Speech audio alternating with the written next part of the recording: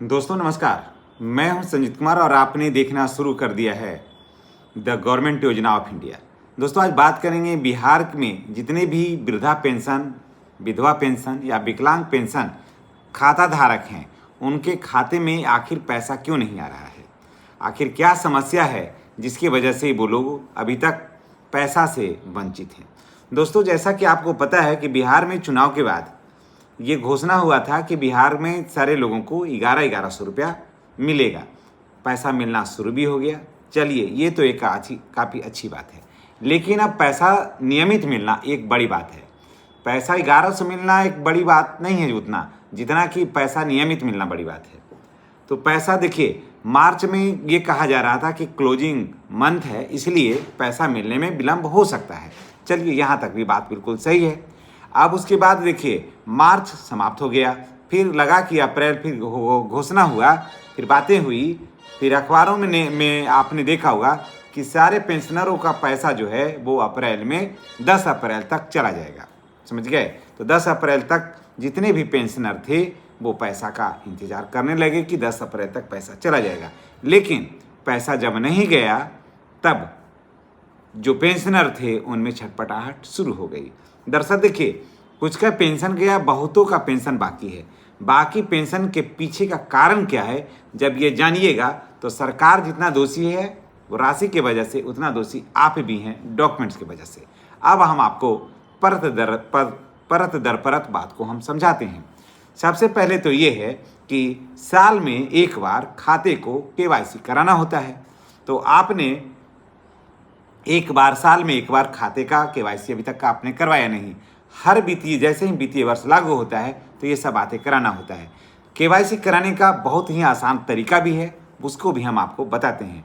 KYC कराने के लिए एक फॉर्म आता है जो बैंक में निःशुल्क मिलता है। उसके बाद फिर आपको अपना आधार कार्ड, उसके बाद बैंक का पासबुक लगा करके फॉर्म को भर के साइन करके बैंक को दे देना होता है। उसके बाद 4-5 दिन में बैंक जो है उसे केवाईसी कर देती है। केवाईसी तो ऐसे एक ही दिन में हो जाना चाहिए, लेकिन स्टाफ के कमी की वजह से 4-5 दिन का समय उसमें लगता है। चलिए, तो 4-5 दिन में अगर केवाईसी हो जाता है तो फिर आपका कोई झमेला नहीं है। तो चलिए अब देखिए, अब दूसरी समस्या क्या है। ये पूरी दुनिया जानती है कि हर वर्ष आपको नवंबर से लेकर के मार्च तक आपको लाइफ सर्टिफिकेट जमा करना होता है। नवंबर से लेकर के मार्च तक सभी को लाइफ सर्टिफिकेट जमा करना होता है। बैंक में जाके सशरीर, समझ गए, किसी के माध्यम से भेज करके नहीं, सशरीर जा करके आपको डॉक्यूमेंट जमा करना होता है, लाइफ सर्टिफिकेट। वो लाइफ सर्टिफिकेट का फॉर्म के बारे में भी हम आपको बता देते हैं। तो वो लाइफ सर्टिफिकेट का जो फॉर्म है वो भी बैंक में ही मिलता है। समझ गए? काउंटर पर जाइए, बैंक से वो फॉर्म, लाइफ सर्टिफिकेट का फॉर्म लीजिए, उसको भर दीजिए, एक फ़ोटो लगाइए और उसके बाद उसके साथ आप आधार कार्ड, उसके बाद आप अपना बैंक का जो पासबुक है उसका फ़ोटोकॉपी लगा करके, पहले फॉर्म, उसके बाद आपका आधार कार्ड, उसके बाद बैंक का पासबुक, उसको लगा करके बैंक में दे दीजिए। बस हो गया लाइफ सर्टिफिकेट। और बस इतना ही अगर आप कर देते हैं तो आपका कोई टेंशन नहीं है। फिर साल भर घर बैठ करके आप टोटल वृद्धा पेंशन या विधवा पेंशन या विकलांग पेंशन, जितने भी पेंशन धारक हैं सबके लिए है। ऐसा नहीं कि जो 60 वर्ष हो गया है उनके लिए लाइफ सर्टिफिकेट है और विधवा विकलांग के लिए ये नहीं है। जब वृद्धा पेंशन पा रहे हैं, जब ये पेंशन पा रहे हैं, तो सबको लाइफ सर्टिफिकेट जमा करना ही होता है। तो आप बैंक जा कर के इसको अगर जमा कर देते हैं निर्धारित समय के अंदर ही, पहले ही करना था, यानी कि आपको नवंबर से लेकर के मार्च के बीच में आपको कर देना था। लेकिन नवंबर, दिसंबर, जनवरी, फरवरी, मार्च, आपको 4 महीना में भी, नवंबर, दिसंबर, जनवरी, फरवरी, मार्च, यानी कि 5 महीना में भी आपसे लाइफ सर्टिफिकेट नहीं जमा हो पाया। ये सरकार कहीं यहाँ पर दोषी तो नहीं है। अगर आप जमा कर देते हैं तो निश्चित रूप से जितना भी बकाया राशि है आपके खाते में चला जाएगा। और चलिए अब आपको हम बता देते हैं, अगर सारा कुछ आपका सही है तो हम आपको लिंक बता देते हैं कि आप कैसे चेक करिएगा।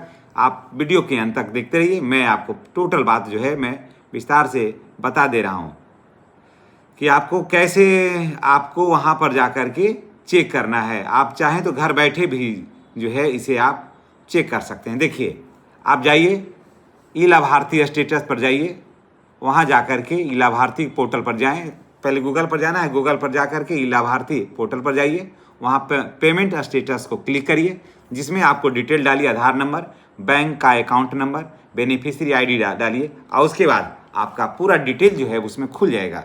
तो है कोई झंझट, है कोई झमेला नहीं, लेकिन इतना आप करिएगा नहीं। सरकार पर चढ़ रही है कि मेरा पेंशन नहीं है। जब हम लोग गांव जाते हैं तो लोग दिखाते हैं कि बाबू देखो मेरा पेंशन अभी तक काहे नहीं ली है, तनी देख करके बतावा। तो जब बैंक में जाइए तो वहाँ लोग कहती कि इनका तो अभी तक लाइफ सर्टिफिकेट जमा ना हो रही है, तो कहाँ से पैसा आई थे। तो तोहनी से हमारा गुजारिश हो कि तोहनी सब लाइफ सर्टिफिकेट जमा करा जा करके, ताकि तोरा पैसा जो है ना वो विधिवत तोरा मिल सके। और एक ही बार तो लाइफ सर्टिफिकेट, पूरे वर्ष में एक बार लाइफ सर्टिफिकेट जमा करे पड़ा है। अगर वो समय से न जमा कर बहुत पैसा कैसे पेबू समय से। इसलिए अगर पेंशन धारक है तो तोहनी से रिक्वेस्ट है कि जा करके लाइफ सर्टिफिकेट जमा करा और भरपूर लाभ उठावा। और जितना भी पेंशन धारक हैं उनको मैं यही कहूँगा कि आपका जितना भी बकाया है ना वो सभी पैसा एक साथ मिलेगा। जी हाँ, सभी पैसा जो है वो एक साथ मिल जाएगा।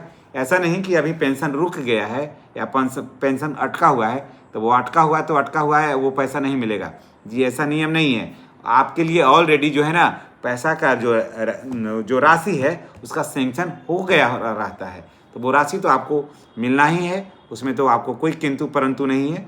लेकिन अगर किसी कारण से आपका राशि नहीं आ रहा है तो फिर क्या करें। मानते हैं कि बैंक भी अकाउंट भी इनएक्टिव नहीं है, अकाउंट भी ठीक है, पासबुक भी आधार कार्ड वगैरह से सारा कुछ लिंक है तो भी ठीक है, मैसेज भी आ रहा है मोबाइल पर तो भी ठीक है, लाइफ सर्टिफिकेट भी जमा कर दिया तो भी ठीक है। जब वहाँ पर आसपास के सारे लोगों को आ गया है, सिर्फ आपका पेंशन नहीं आया है, तो फिर तब चिंता की एक बात हो सकती है। तब देखिए आपको क्या करना है वो भी हम आपको बताते हैं। चलिए हम आपको बता ही देते हैं। फिर आपको वहाँ पंचायत जो सचिव हैं उनके पास जाइए, आपके प्रखंड में, अब माफ़ करिएगा आपके पंचायत में जो पंचायत सचिव हैं, पंचायत सेवक जिसको आप बोलते हैं, उनके पास जाइए। उनके पास जा करके अपनी समस्या को रखिए, अपना पासबुक का फ़ोटोकॉपी लगा के रखिए, आधार कार्ड का फ़ोटोकॉपी लगा के रखिए और ले जाके उनको दीजिए कि देखिए मेरा क्यों नहीं आ रहा है। इसके बाद नहीं आ रहा है तो वो देख करके आपको बता देंगे, क्योंकि वेरीफाई वो लोग भी करते हैं। उसके बाद अगर वहाँ भी बात आपकी नहीं बनती है, मुलाकात नहीं होती है, तब वहाँ से जा करके आप फिर प्रखंड जाइए। प्रखंड में वहाँ पर BDO साहब बैठे रहते हैं, BDO के साहब के पास जाइए, जा करके अपनी समस्या रखिए और दिखाइए। लेकिन पासबुक का फ़ोटोकॉपी ज़रूर रखिएगा। पासबुक का फ़ोटोकॉपी और आधार कार्ड का फ़ोटोकॉपी ये दोनों रखना आपके लिए नितांत आवश्यक है। ये नहीं कि गए खाली पासबुक दिखला दिए तो नहीं होगा। और वहाँ जब जाते हैं, प्रखंड में जब जाते हैं, तो एक प्रखंड पदाधिकारी के नाम से, प्रखंड विकास पदाधिकारी के नाम से आपको एक आवेदन अवश्य लिख लेना चाहिए। आवेदन का जो हेडलाइन होगा मैं आपको बता दे रहा हूँ, उसका क्या होना चाहिए। सेवा में श्रीमान प्रखंड विकास पदाधिकारी, आप जहाँ के हैं, अगर मान लिया कि गया जिला के हैं तो वजीरगंज आप लिख सकते हैं, अगर आप नवादा जिला के हैं सिरदला लिख सकते हैं, ऐसा कुछ करके लिख देते हैं। पटना, अगर आप औरंगाबाद के हैं तो नबी नगर लिख सकते हैं। तो लिख करके फिर उसके बाद विषय है ना, उसमें लिखना है कि जैसे सेवा में प्रखंड शिक्षा पदाधिकारी जिस प्रखंड के वहाँ, उसके बाद जिला का नाम, विषय मार्च और अप्रैल का पेंशन का भुगतान नहीं होने के संबंध में महाशय निवेदन पूर्वक कहना है कि मैं फलाना आदमी यहाँ का मैं रहने वाला हूँ, मैं फलाना आदमी पिता का नाम ये है, मैं यहाँ का रहने वाला हूँ, मैं 2 साल से 3 साल से 5 साल से 8 साल से वृद्धा पेंशन का मैं धारक हूँ, या विधवा पेंशन का धारक हूँ, या विकलांग पेंशन का धारक हूँ। मुझे नियमित रूप से पेंशन आ रहा था, लेकिन चंद मार्च में से और अप्रैल का पेमेंट अभी तक नहीं आया है। अतः श्रीमान से मेरा निवेदन है कि मेरे डॉक्यूमेंट्स को वेरीफाई करने का कृपा करें, और ताकि मेरा पेंशन जो है वो जो रुका हुआ है उसे वो आ सके। उसके बाद इसको डॉक्यूमेंट्स ऊपर डॉक्यूमेंट्स रखिएगा, ऊपर दरखास्त रखिएगा, उस पर डॉक्यूमेंट्स लगा करके दे दीजिएगा, और उसके बाद रिसीविंग आप उनसे ले लीजिएगा। अगर नहीं आएगा तो फिर कमेंट करके बताइएगा, हम यहाँ से आपको डॉक्यूमेंट चेक करके पूरा बता देंगे। आप अपना पेंशन आईडी डालिएगा ना, तो हम यहाँ से भी आपको बता देंगे कि आपकी क्या स्थिति है। तो चलिए इसी के साथ हम आपसे विदा लेते हैं, और नेक्स्ट वीडियो में हमारी और आपकी फिर मुलाकात होगी। कोई भी समस्या हो तो कमेंट बॉक्स में आप बताइएगा, हमारी टीम पूरी बैठी हुई है आपके हर समस्या के समाधान के लिए। अगर कोई टेक्निकल प्रॉब्लम होगा तो निश्चित रूप से हम उसका फल निकालने का प्रयास करेंगे। OTP वगैरह किसी पर शेयर सिर्फ नहीं करिएगा, चाहे मैं हूँ या कोई और भी हो। चलिए इसी के साथ हम आपसे विदा लेते हैं। नेक्स्ट वीडियो में हमारी और आपकी फिर मुलाकात होगी। चैनल पर नए हैं तो चैनल को सब्सक्राइब करना नहीं भूलिएगा। धन्यवाद।